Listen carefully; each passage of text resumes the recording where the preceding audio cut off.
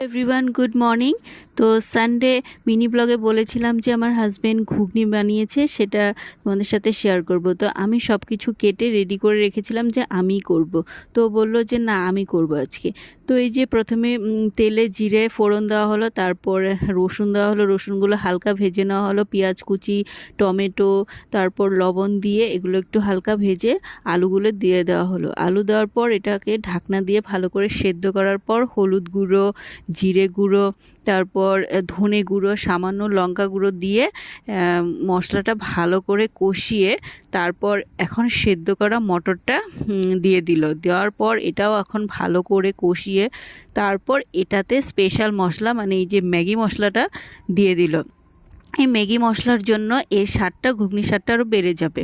তারপর জল দিয়ে ঢাকনা দিয়ে ভালো করে সেদ্ধ করে নেওয়ার পর তৈরি হয়ে গেল আমাদের স্পেশাল আজকে সানডে ঘুগনি।